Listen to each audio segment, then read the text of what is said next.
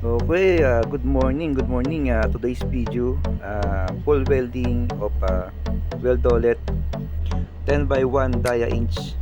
So, welding by Mr. Albert Talion. So, ito po yung ating pangmalakasan na welder dito ng ARCC. So, ito po at full welding na po yung 10 by 1 dia inch Weldolet. So ito po yun at nakailang patong na po siya habang wini-welding niya yung stainless 316 stainless pipe spool na may kasamang joint po ito na 1 inch and flange. So ito po yung last na tinitira na ngayon dito, yung Weldolet na 1 inch 10 by 1. So yan po at napadaan lang po ako dito kanina at nakita ko nga si Mr. Carion na busy sa paghihinang nitong stainless natin na Weldolet natin na 1 inch. So nakatingnan ko at nakita ko yung magandang pagkakatira niya, pagka-welding niya so, sa Weldolet. So natapos siyang hinangay po yung flange, yung joint niya. So bali pangatlong joint na hutong pang-apat na joint itong tinitira niya na 1 inch. So yun po at tuloy-tuloy lang yung paghihinang niya.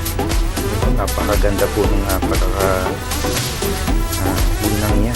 Yung, gamit po yung ditaw o TIG process. So yan po. So pang ilang layer na siguro to yung pinang niya. So isa dalawang layer na lang at matatapos niya itong Weldolet na to ng kanyang hinihinang. So ito yung naunang yung hinangin. Ayan po, pangalawa at pangalawang joint. Ayan po. Ayan.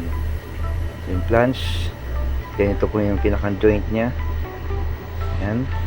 Tapos na rin na po niyang hinangin yan at ang pinakahuli yung ano niya, yung nakaduktong po o nakakonect sa 10 dia inch na spool. So yan po at talagang napakagaling po ng ating mga welder dito at bihasang bihasa ating mga welder ng ARCC.